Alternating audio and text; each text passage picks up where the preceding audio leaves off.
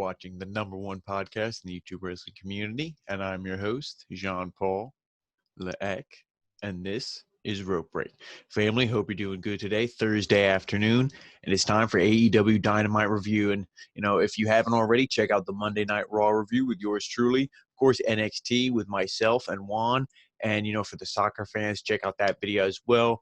But, if you're all caught up, then, welcome to AEW Dynamite review. And this is the second week in a row, a really solid episode of Dynamite.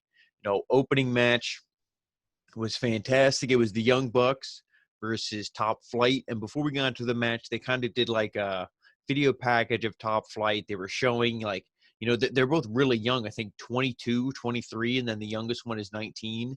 And so really, really young team, you know what I mean? It's crazy that, and they're getting this opportunity, but they said they looked up the Young Bucks, Motor City Machine Guns, and they actually trained with the Motor City Machine Guns. So, before this match to get ready. And this was really good. They kind of surprised the Young Bucks early on, really dominated. But then the Young Bucks really took control and kind of showed a little bit more heelish tactics, really dominated. But at the end of this thing, the Young Bucks hit an assisted sliced bread on Dante for a near fall, and Dante almost rolls up Matt, but then he falls victim to the BTE trigger, and the Young Bucks pick up the win. So like I said, really, really good match. This one, you can go back and watch the highlights of it. Really solid match. But then afterwards, Jack Evans and Angelico, they attack Dante, and the Young Bucks, they eventually make the save. So that was good. Then we see the Inner Circle. They're in Vegas. Here it is. And for those who've seen the movie The Hangover, that's what this pretty much was. They were in Vegas. They were partying it up. They're playing blackjack. MJF kind of stole Sammy's cards, and he won.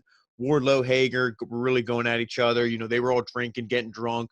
They were like, oh, give me a shot of this. And they were outdoing each other, whiskey, not Four Loko, whiskey, like vodka. And it moved all this way up until they said Everclear when they moonshine. And they're like, oh, that's disgusting.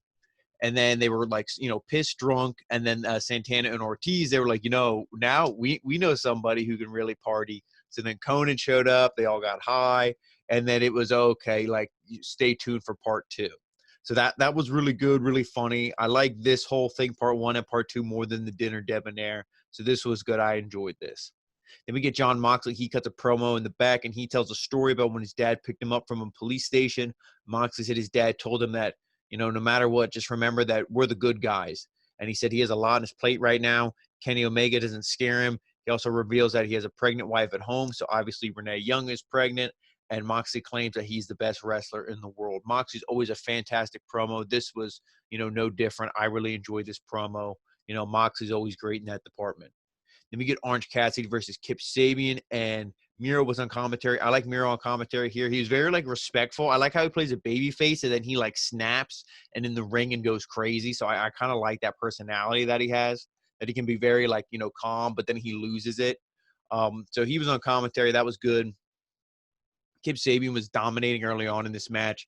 Orange Cassidy wanted to do the hands in the pockets, and he'd really wrestle him and catch can style and submission and stuff. But Orange Cassidy eventually got his gimmick. He got his offense in, and then Orange Cassidy, he to win this thing, he does that mousetrap kind of hold or roll up, and he gets the 1, 2, 3, and then immediately Miro comes in, boom, beats him down. Beats the shit out. He clotheslines him, knocks him down. The best friends come out to make the save. So then him and Penelope and Kip Sabian, Miro, they all hightail it out of there. So that feud definitely is going to be continuing. The match was decent. I mean, I would add Kip Sabian go over, really have this tag team look good with him and Miro. But obviously this feud's going to continue. So, we'll see where it goes. It is what it is. But then after this thing, Tony Schiavone's in the ring for a contract signing. Kenny Omega, he shows up, the entrance, oh, Kenny Omega's blah, blah, blah, blah, blah, blah, blah. Justin Roberts reads all that shit. And then he comes to the ring, he's all sunglasses, suit, all cleanered up. And then John Moxley's music plays, but he doesn't come out. Camera's backstage, just so Moxley, he's laid out with the staff, checking on. They're like, oh, my God. And then, Kenny Omega's in the ring. He's just kind of shaking his head. He's like, Moxley, last time it was your elbow when you had MRSA or whatever the hell was in his arm, the infection. And he's like, now – he's like, now it's whatever this injury is. He's like, you keep making excuses. He's like, he signed the contract. Boom, he had a problem with the pen. And, of course, Excalibur had to sell it. And, he should just no-selled it and let Kenny, lick the pen and get it done. He's like, oh, we're live, folks. I don't know what's wrong with the pen. It's like, dude, really? But so Kenny signed it, but I like that attitude. He's like, you keep making excuses because you don't want to face me. So I like that, the contract signing. And obviously, who laid him out? Does Kenny have a new associate? Was it Kenny himself? Was it the Bucks? We don't know. So that's another mystery in itself. So that was pretty good. I enjoyed that. So then we get part 2 of the Vegas Inner Circle. Jericho makes a toast. He welcomes Elvis to the Inner Circle. MJF makes a speech about how he appreciates everybody. And then the cameras cut to the hotel room. They're all, it's the next morning. Now it's The Hangover. Like I said, that movie. Jericho's in bed with Elvis. So like, oh, they freak out. And then everybody's hungover. Like I said, Sammy has, written all over MJF's face with a Sharpie soft. And then, everybody's like looking around, like, oh, what the hell? Like, I don't know what's going on. And then you see Sammy Guevara. He married like 3 older women. Maybe he's trying to buy some PS5s. I don't know what's going on. But, so he married 3 women. And like, I think it was Santana and Ortiz. One of them was like, oh, that's badass. And then, they hear a baby crying and they open the door. And then it's Hornswoggle is sitting there in a baby, in a diaper crying. So that was really funny because it's like, okay, he's on Impact and AEW, independent contractor.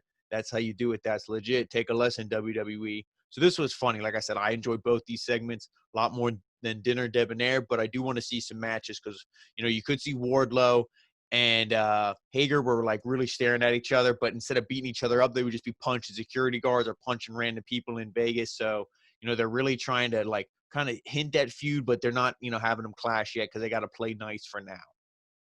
But then we got Pock versus The Blade. This match was really good. Eddie Kingston on commentary. Pac, this is his return match.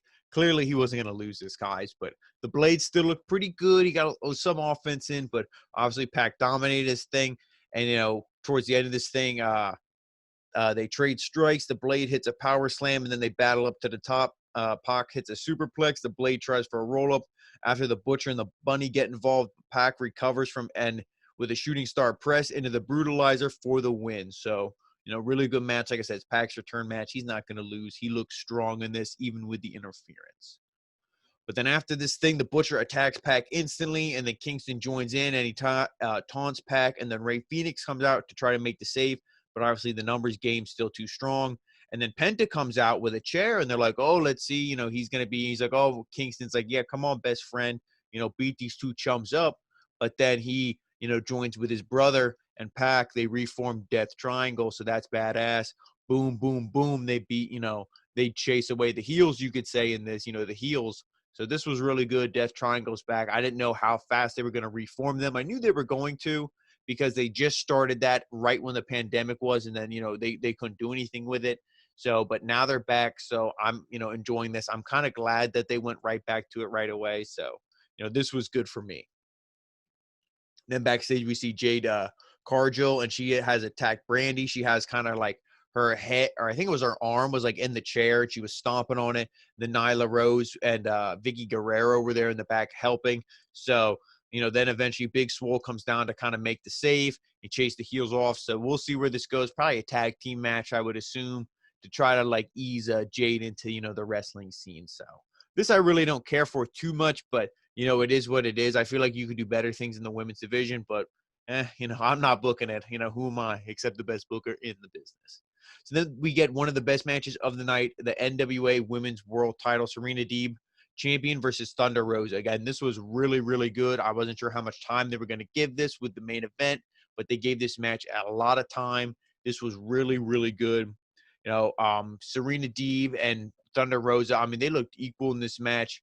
It was really fair, but at the end of this thing, eventually Britt Baker, she came out, attacked Thunder Rosa, and I thought the match was going to end soon after that. Like, oh, that would have been the, deciding factor, but it went on, a good while after that. So that really didn't play too much into the outcome of the match, but it just kind of was like, yeah, Thunder Rosa is going to be feuding with Britt Baker. So that really set up one of the next feuds in the women's division. So like I said, this is Britt Baker. She hits a neck breaker onto Rosa onto the apron, and then Deeb hits a power bomb for a near fall, and then Deeb locks in the crucifix. Rosa breaks free, connects with a double stomp. They trade some strikes, but then Deeb hits an arm capture pedigree for the 1, 2, 3. So really, really good match. Like I said, this, one of probably the best match of the night or the tag team match for me. This was really good.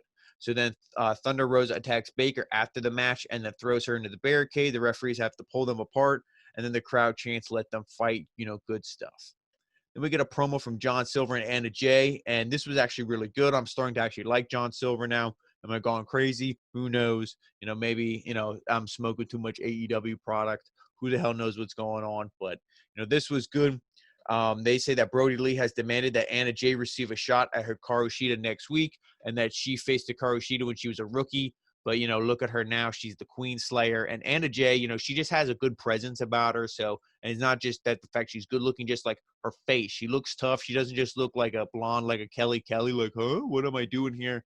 She looks like she means business. So this should be pretty good with her and Hikaru Shida. It's not going to be fantastic, but it should be pretty decent. And the next week, we're going to get Pack and Ray Phoenix against the Butcher and the Blade. And then Will Hobbs is in action. Jericho and Jake Hager versus Christopher Daniels and Frankie Kazarian. And now we go to the main event, which is Brian Cage and Ricky Starks versus Cody Rhodes and Darby Allin. And I like this because when Cody had his entrance, just Taz was just burying him on commentary because obviously Taz joined Team Taz. So he was out there and he was just like, oh yeah, Cody, the biggest ego in the business, all this stuff. And he's putting him down. He's like, look at this pompous entrance, like what an asshole. And I'm like, yeah, Taz, I agree 100%. So I obviously love that. And this match was pretty good. Darby Allin, Ricky Starks, obviously this feud's continuing and I love it. These two guys, have a good presence in the ring. You definitely feel like the rival, like the Edge. I'm not going to say it's good as Edge and Cena, but it's like, those two guys is when you think of rivals, or Shawn and Brett. It's like Darby Allin, Ricky Starks. I'm not nowhere near that level of pedigree, but just when these two guys are in the ring, you kind of get that same feeling. So, that's really good. Brian Cage was obviously the biggest guy in here. Cody was kind of just here for the star power main event. He just lost the TNT title. So, he has to be involved in this. But this was really good. At the end of this thing, Cody hits a crossroads onto Starks, and Cage super kicks Cody and hits an Olympic slam. Then he follows with a super drill claw onto Darby Allin for the win. Arn Anderson also got thrown out of this match. He throws a steel chair into the ring. The ref's like, dude, what are you doing? Kicks him out. I didn't get that spot at all. I don't know what they're doing with Arn. I don't think Arn knows what he's doing. I think he just wanted to go to the back. He didn't want to stand there anymore. So he's like, yeah, just send me to the back. Yep, it's legit. So, the Team Taz win. So that was really good. I like that. Then after the match, Taz, or Team Taz rather, they attacked Darby Allin. And then Cody, after the match, Will Hobbs comes out to make the save, but then he, picks up the FWF title. And then they're like, oh yeah, that's right. Tony Schiavone's kind of thinking he's still babyface. Boom. Oh my God, he's the third man. He's Hogan. He knocks out Cody. And then Hobbs joins Team Taz. And the episode ends with Team Taz standing tall.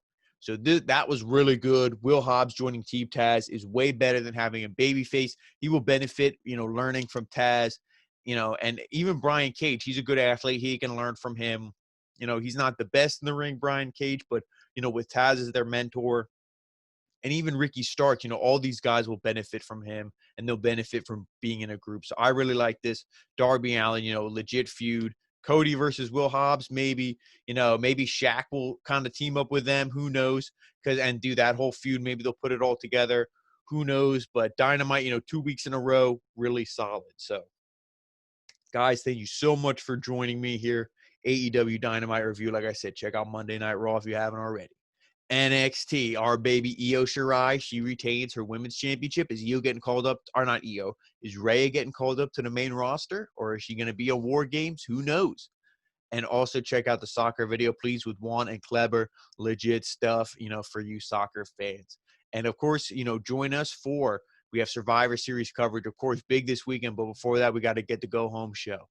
It's Friday night SmackDown, the Tribal Chief.